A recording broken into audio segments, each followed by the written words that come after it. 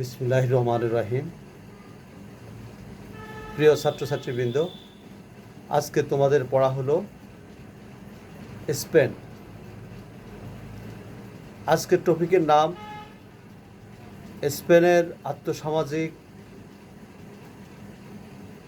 ও রাজনৈতিক অবস্থা এবং মুসলমানদের স্পেন বিজয়। তখন স্পেনে আমরা মূলত তিনটা শ্রেণী দেখতে পাই। প্রথম শ্রেণী হলো রাজা এবং রাজপুত্র, বিশেষ করে নাইট, ব্যারন, ডিউক, এরা এলিট শ্রেণী এবং অমাত্যবর্গ। আর দ্বিতীয় পর্যায়ে আমরা দেখতে পাচ্ছি যাজক শ্রেণী এবং যাজকের আন্ডারে অন্যান্য পোপগণ।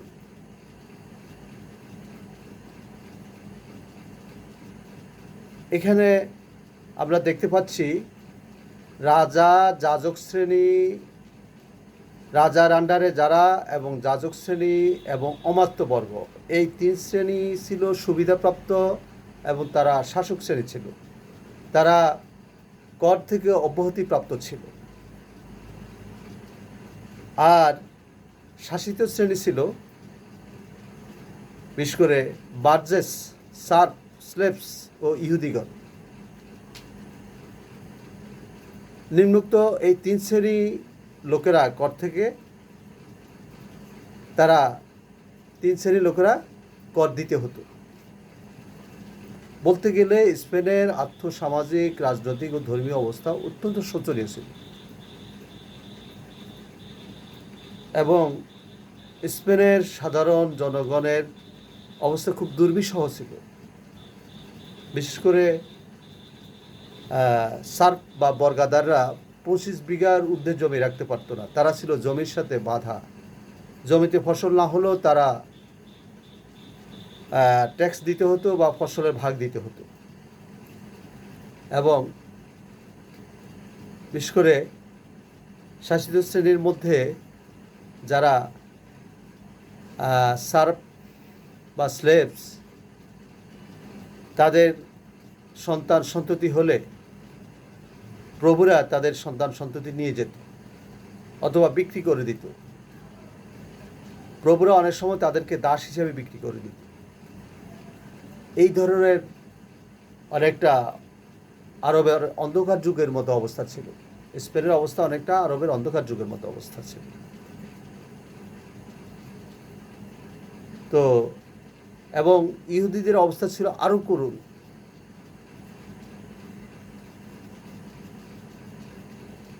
এই শ্রেণীও তারা কর দিতে হতো এবং তারা শাসিত ছিল। এবং স্পেনের রাজাগণ, তারা ছিল গথিক রাজা। তারা ইতিপূর্বে রাজা রিকার্ডো সহ গথিক রাজাগণ জোরপূর্বক অনেক ইহুদিকে তারা খ্রিস্ট ধর্মে দীক্ষিত করেন। বিশেষ করে তাদের উপর অত্যাচার অবিচার করে প্রায় 90,000 ইহুদিকে তারা খ্রিস্ট ধর্মে রূপান্তরিত করেন। এবং রাজা এক ঘোষণাপত্রে জারি করেন, যদি ইহুদিরা খ্রিস্ট ধর্ম গ্রহণ না করে, বিশেষ করে খ্রিস্ট ধর্মের মাঝে রোমান ক্যাথলিক যদি ক্যাথলিক ধর্ম গ্রহণ না করে, তাহলে তাদেরকে বন্দি করা হবে, তাদের উপর নির্যাতন নেমে আসবে, তাদের জমি জমা আটক করা হবে, তাদের সন্তানকে বিক্রি করে দেওয়া হবে। এভাবে তারা ভয়ে অনেকে খ্রিস্ট ধর্ম গ্রহণ করে এবং অনেকে পাহাড়ে জঙ্গলে পালিয়ে যায়। কেউ কেউ পিরেনিস পর্বতমালা অতিক্রম করে ফ্রান্সে পর্যন্ত চলে গিয়েছিল। তো এই ছিল তখনকার অর্থনৈতিক, তখনকার ধর্মীয় অবস্থা।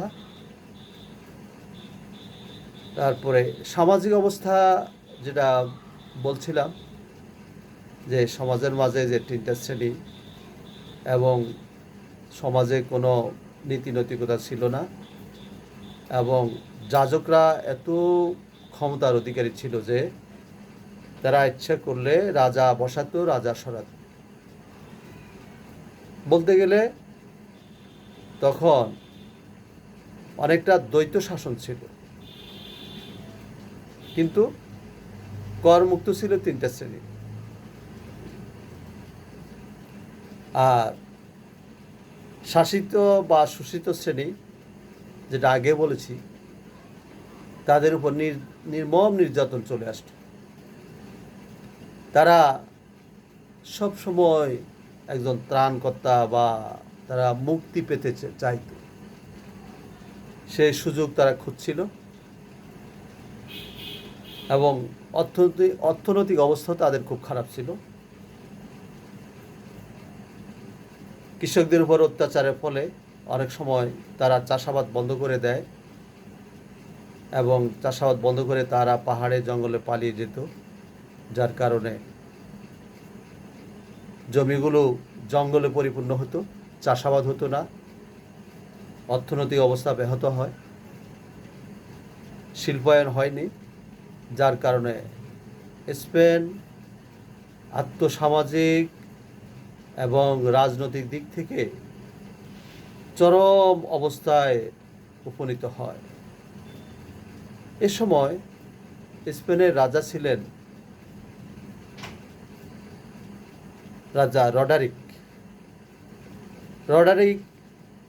তিনি তার পূর্বের রাজা উটিজার প্রধান সেনাপতি ছিলেন। উটিজাকে তিনি হত্যা করে তিনি ক্ষমতা দখল করেন, এবং উটিজার ছেলে আসিলাকে তিনি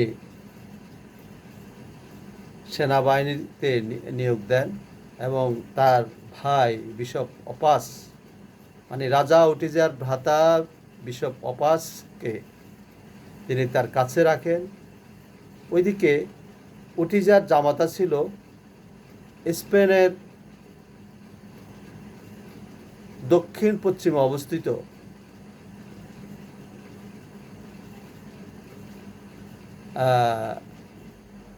একটি দ্বীপের রাজা। এখানে উল্লেখ্য যে স্পেন একটা পেনিনসুলা, মানে স্পেন একটা উপদ্বীপ। স্পেন ইউরোপের দক্ষিণ পশ্চিমে অবস্থিত একটা উপদ্বীপ, যার পশ্চিমে আটলান্টিক মহাসাগর, দক্ষিণে জিব্রাল্টার প্রণালী, এবং পশ্চিমে ভূমধ্যসাগর, আর পূর্ব দিকে ভূমধ্যসাগর, আর উত্তর পূর্ব দিকে ছিল পিরেনিস পর্বতমালা। পিরেনিস পর্বতমালার উত্তর পাশে হলো ফ্রান্স। তো স্পেনের দক্ষিণ পশ্চিমে অবস্থিত সিউটা দ্বীপের গভর্নর ছিলেন কাউন্ট জুলিয়ান। কাউন্ট জুলিয়ান ছিলেন পূর্বতন রাজা উটিজার জামাতা। তিনিও সুযোগ খুঁজছিলেন কিভাবে রডারিককে হ্যস্তন্যস্ত করা যায় বা তাকে সরানো যায়। কাউন্ট জুলিয়ানের পরমা সুন্দরী কন্যা ক্লোরিন্ডাকে রাজকীয় আচরণ শেখার জন্য তিনি রাজধানী টলেডোতে তিনি রাজা রডারিকের দরবারে প্রেরণ করেন। অনেক ঐতিহাসিকের মতে এটা ঠিক রাজকীয় আচরণ নয়, এটা অনেক সময় জামিন স্বরূপ যে সকল রাজা বা যে সকল শাসনকর্তা বিদ্রোহী থাকে তাদের সন্তানকে জামিন স্বরূপ দরবারে রাখা হয়। তো যাই হোক, রাজা রডারিক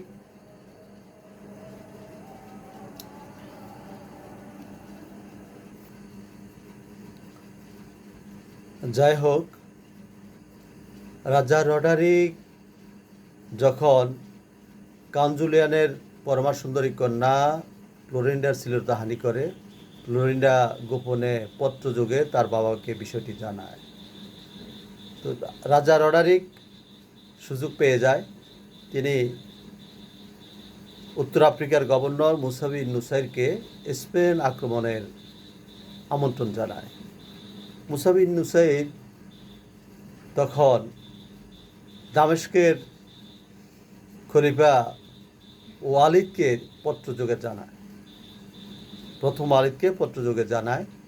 তো ওয়ালিদ বলছেন, আমার পত্র পাওয়ার পূর্বেই যদি তোমরা স্পেনে যাত্রা করো তাহলে আল্লাহর নাম পড়ে তোমরা চলে যাবে, আর যদি আমার পত্র পেতে দেরি হয়,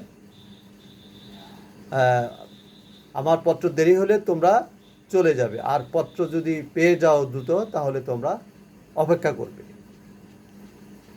তো তার পত্র পেতে দেরি হয়েছে, এ বিদায় মুসা বিন নুসাইর তার অধীনস্থ সেনাপতি উত্তর আফ্রিকার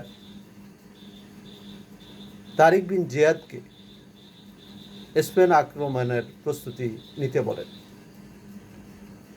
তারিক বিন জিয়াদ 710 খ্রিস্টাব্দে প্রথমে 4খানা জাহাজ এবং 500 সৈন্যের একটা বাহিনী দিয়ে পরীক্ষামূলকভাবে তিনি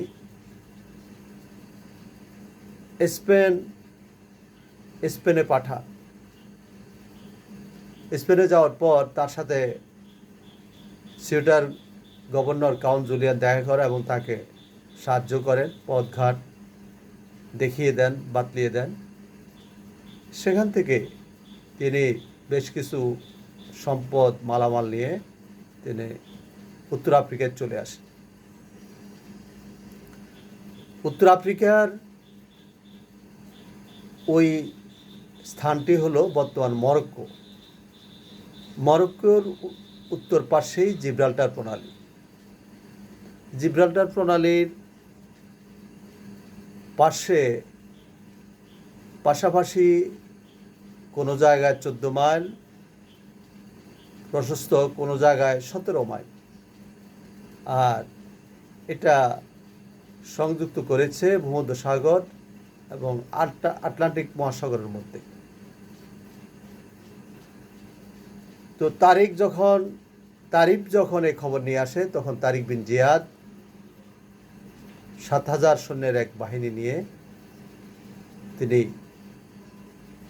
রাজা রডারিকের সাথে যোগাযোগ করে তিনি জিব্রাল্টার প্রণালী পার হয়ে স্পেনের উপকূলে অবতরণ করেন। তিনি স্পেনের উপকূলে যে পাহাড়ের পাদদেশে অবতরণ করেন, যেটাকে জাবালুত তারিক বা তারিকের পাহাড় নামে খ্যাত। অনেকের মতে, অনেক ঐতিহাসিক বলেন, পরবর্তী সময় এই জাবালুত তারিক থেকে এই প্রণালীর নাম হয়ে গেছে জিব্রাল্টার। তো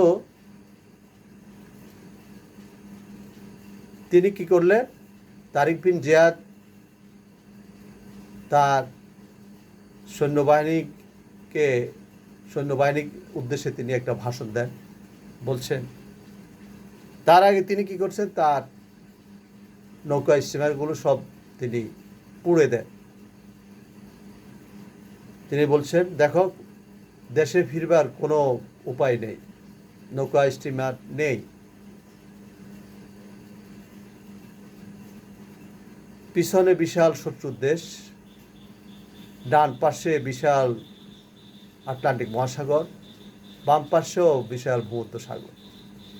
সুতরাং আমরা মুসলমানের জাতি, তোমরা জীবন প্রাণ বাজি রেখে যুদ্ধ করবে,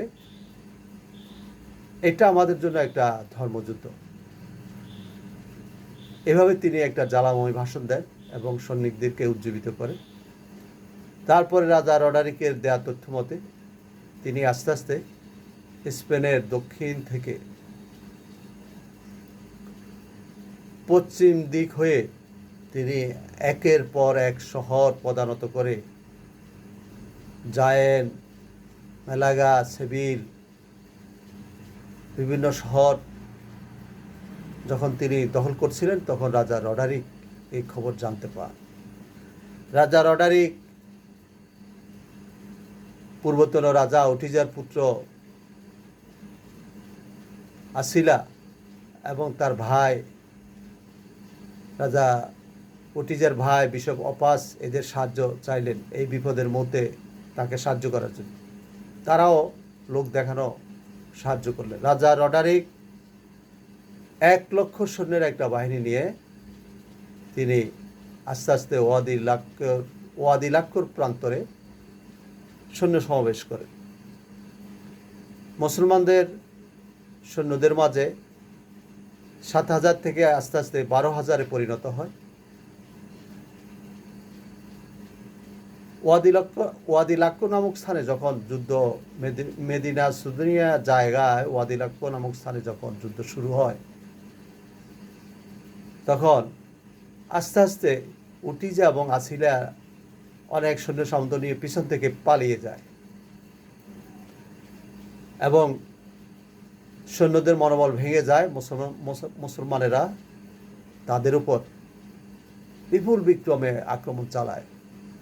এতে রাজা রডারিকের অনেক সৈন্য হতাহত হয়। রাজা রডারিক পালিয়ে যাওয়ার সময় গুয়াদালকুইভার নদীতে ডুবে সলিল সমাধি হয়। এভাবে তিনি যখন প্রায় স্পেন দখল করতে যাচ্ছিলেন তখন মুসা বিন নুসাইর খবর পাঠালেন। তিনি ঈর্ষাকাতর হয়ে, কারণ স্পেন বিজয়ের কৃতিত্ব একাই তারিক বিন জিয়াদ নিয়ে যাবেন, এই জন্য বলছেন তুমি অপেক্ষা করো। কিন্তু তারিক বিন জিয়াদ দেখলেন তিনি যদি অপেক্ষা করেন তাহলে ওরা খ্রিস্টানরা হয়তো আবার একত্রিত হবে এবং হয়তো যুদ্ধের মোড় ঘুরে যেতে পারে। এই জন্য তিনি তার প্রভুর কথা না মেনে তিনি মধ্য এবং উত্তর দিকে প্রচণ্ড বেগে অভিযান শুরু করেন এবং আক্রমণ চালান। একের পর এক শহর তিনি পদানত করা শুরু করেন। দ্রুত মুসা বিন নুসাইর 1 বছর পরে 712 খ্রিস্টাব্দে মুসা বিন নুসাইর তিনি তার সৈন্যবাহিনী নিয়ে পূর্ব দিক থেকে অগ্রসর হয়ে তিনি এর সাথে দেখা হয়, তারিক বিন জিয়াদ তার সাথে দেখা করেন। তিনি তারিক বিন জিয়াদকে বেত্রাঘাত করেন, কারণ গভর্নরের কথা কেন মানেননি। তারিক বিন জিয়াদ ইসলামের খাতিরে, যুদ্ধের খাতিরে মাথা পেতে সেই বেত্রাঘাত মেনে নেন। তিনি যদি বিদ্রোহ করতেন হয়তো দৃশ্যপট পাল্টিয়ে যেত। তো যাই হোক, দুইজনে মিলে পুরা স্পেন তারা দখল করে যখন পিরেনিজ পর্বতমালার পাদদেশে তারা এসে পড়েন, তাদের খেয়াল তারা ফ্রান্স দখল করবেন এবং পুরো ইউরোপ তারা দখল করার খেয়াল। এইদিকে ওয়ালিদের পত্র আসে, তোমরা তাড়াতাড়ি দামেস্কে চলে আসো, আমি অসুস্থ, আমি মৃত্যুসজ্জায়, আমার ছেলেকে আমি উত্তরাধিকারী করতে চাই, তোমরা আমাকে সহযোগিতা করো। কিন্তু তার ভাই সুলাইমান এটা মানছেন না। মুসা বিন নুসাইর তিনি 14টি রাজমুকুট এবং অসংখ্য সোনা দানা, হীরা জহরত, মণি মুক্তা, শত শত দাস দাসী নিয়ে এবং কথিত হযরত সুলাইমান আলাইহিস সালামের যে টেবিল মণি মুক্তা দ্বারা এবং হাতির দাঁত দ্বারা তৈরি, সেই টেবিল সহ টেবিলের একটা পায়া কিন্তু তারিক বিন জিয়াদ রেখে দেন। সহ তিনি দামেস্কে আসার পরিকল্পনা করেন এবং তার জ্যেষ্ঠ ছেলে আব্দুল আজিজকে স্পেনের গভর্নর করেন, স্পেনের প্রথম গভর্নর আব্দুল আজিজ, এবং তার আরও 2 ছেলেকে বিভিন্ন এলাকার, এবং মুসলমানরা খ্রিস্টানদের রাজধানী টলেডো থেকে সেভিলের রাজধানী স্থানান্তরিত করেন। এরপরে তিনি তারিক বিন জিয়াদকে সাথে নিয়ে তারা দামেস্কে চলে আসেন। এখানে আসার পর ওয়ালিদ খুবই অসুস্থ, ওয়ালিদ মারা যান। সুলাইমান তিনি খিলাফতে বসেন। সুলাইমান খিলাফতে বসে এই উত্তর আফ্রিকা বিজয়ী এবং স্পেন বিজয়ী 2 বীরকে তিনি এত অপমানিত করেন এবং কপোদ্দকশূন্য করে দেন এবং তাদেরকে শাস্তি দেন, বেত্রাঘাত করেন। মুসা বিন নুসাইরকে তিনি তার পদ থেকে বঞ্চিত করেন এবং তারিক বিন জিয়াদকে কারারুদ্ধ করে শাস্তি দেন এবং সেখানে তিনি মারা যান। মুসা বিন নুসাইর একসময় কপোদ্দকশূন্য হয়ে হেজাজের পথে পথে ভিক্ষে করে বেড়া। এইভাবে তিনি মধ্য এশিয়া বিজয়ী কুতাইবা বিন মুসলিমকেও তিনি ডেকে এনে শাস্তি দেন এবং সিন্ধু বিজয়ী মোহাম্মদ বিন কাসিমকেও তিনি কারারুদ্ধ করে তাকে হত্যা করেন। এইভাবে ওয়ালিদের আমলে খিলাফতের যে বিস্তৃতি লাভ করে, যেটা আর কোনো উমাইয়া শাসক বা আব্বাসীয় আমলেও সম্ভব হয়নি, সেই বিশ্ববিখ্যাত বিজেতাদের তিনি এভাবে অপমানিত করেন, এদের এভাবে পদচ্যুত করেন এবং এভাবে তিনি তাদের জীবন নাশ করেন। শুধু তাই নয়, এটা করে তিনি ক্ষান্ত হননি। তিনি হুকুম দিলেন স্পেনের গভর্নর আব্দুল আজিজকে যেন হত্যা করে তার মুন্ডুটা কেটে তার দরবারে আনা হয়। তার কাটা মুন্ডুকে তখন ইকে দেখালেন, মুসা বিন নুসাইরকে দেখালেন। চিনতে পেরেছেন একে? অবশ্যই চিনতে পেরেছি। আল্লাহর অভিসম্পাদ বর্ষিত হোক এবং হত্যাকারী অপেক্ষা, হত্যার নির্দেশদাতা অপেক্ষা এই মুন্ডুওয়ালা বা আমার ছেলে অনেক উত্তম ছিলেন। এভাবে আমরা দেখতে পাই স্পেন মুসলমানরা যে দখল করেছে, এরপরে আব্দুল আজিজের অন্যান্য ভাইদেরকেও তিনি সরিয়ে দেন। একের পর এক তিনি শাসনকর্তা বদলান এবং স্পেনে হিমেরীয় মুদারীয় দ্বন্দ্ব, অর্থাৎ উত্তর আরব দক্ষিণ আরবের শ্রেষ্ঠত্ব দ্বন্দ্ব এবং উত্তর আফ্রিকার বারবার বিদ্রোহ। তারিক বিন জিয়াদও একজন বারবার নবদীক্ষিত বারবার ছিলেন। এই ধরনের বিদ্রোহ লেগেই আছে।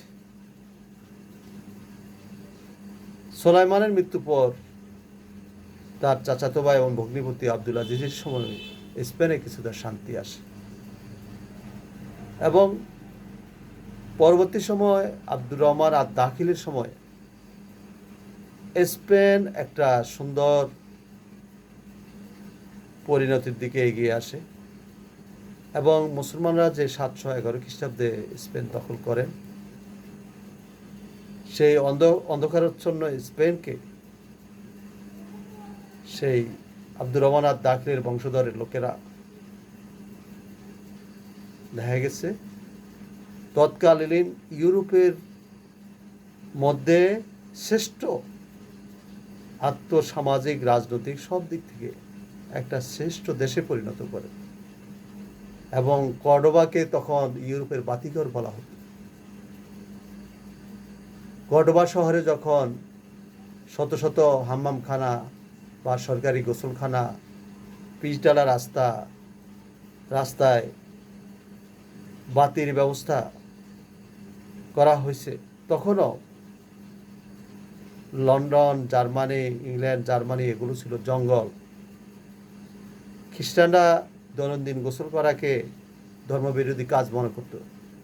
মুসলমানরা তাদেরকে দৈনন্দিন পুত পবিত্র হওয়া, গোসল করা তাদেরকে শিখিয়েছে। দাড়ি রাখা, কার্পেট ব্যবহার করা, আতর সুগন্ধি ব্যবহার করা, হালাল হারাম খাওয়া বা হারাম থেকে দূরে থাকা। এভাবে দেখা গেছে একসময় স্পেনের খ্রিস্টানরা অনেকে ইসলাম গ্রহণ করে মুসলমানদের এই সকল সুমহান আদর্শে আদর্শিত হয়ে, অনেকে মুসলমানদের বেশভূষা, দাড়ি, টুপি এগুলো তারা পালন করত, কিন্তু তাদের ধর্ম তখনও ত্যাগ করে তাদেরকে মোজারব খ্রিস্টান বলা হতো। এভাবে আস্তে আস্তে যখন দলে দলে লোক খ্রিস্টান হচ্ছিল, তখন স্পেনের একদল উন্মাদ খ্রিস্টান ধর্মান্ধ আন্দোলন শুরু করে এবং এদেরকে কঠোর হস্তে দমন করা হয়। পরবর্তী সময় দেখা গেছে স্পেনের দুর্বল শাসকদের আমলে, যখন স্পেন মাত্র গ্রানাডাতে, স্পেনের গ্রানাডা শহরে মুসলমানরা বসবাস করছে। গ্রানাডার শেষ শাসক ছিল, মানে স্পেনের শেষ মুসলিম শাসক ছিল আবু আবদুল্লাহ বুআবদিন। তখন স্পেনের রাজা ছিলেন রাজা ফার্ডিনান্ড এবং তার স্ত্রী রানী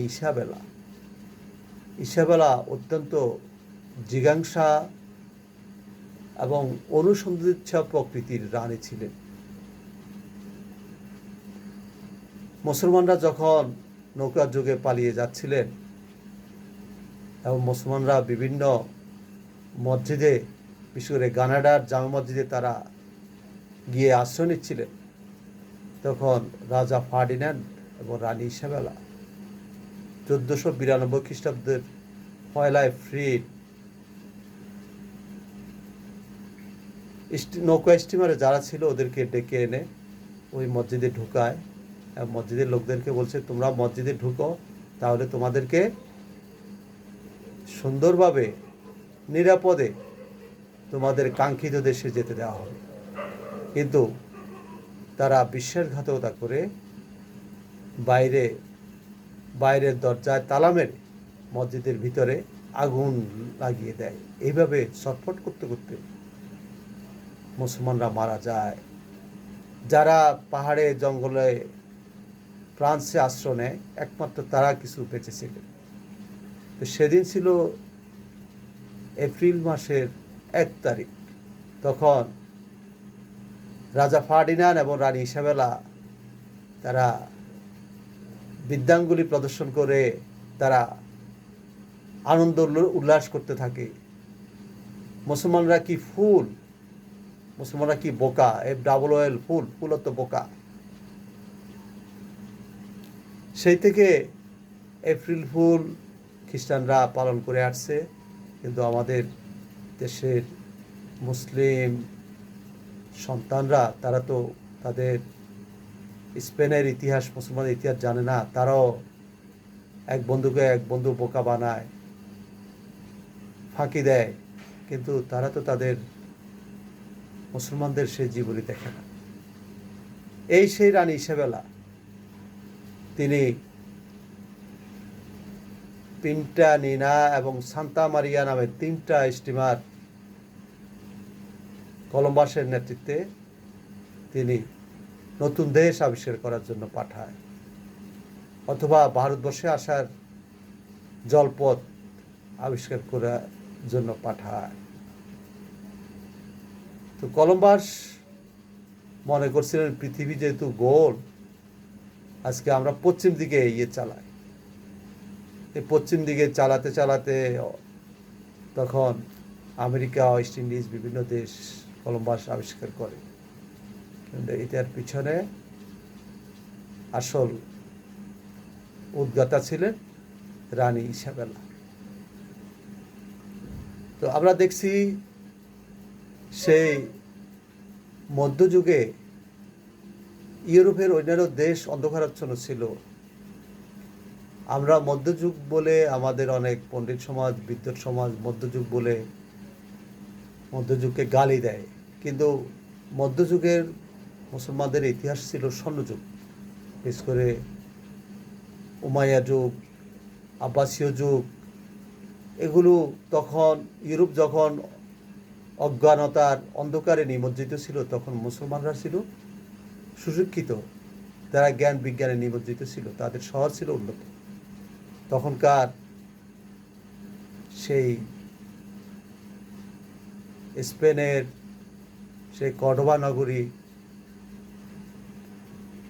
তারপরে মিশরের কায়রো নগর, পরবর্তী সময় মিশরের কায়রো এবং দামেস্ক নগরী, এবং পরবর্তী সময় বাগদাদের আব্বাসীয়দের রাজধানী বাগদাদ, এই সকল এই 4টি শহরের তুলনায় বিশ্বে একটি শহরও ছিল না, যেটা ছিল মুসলমানদের অবদান।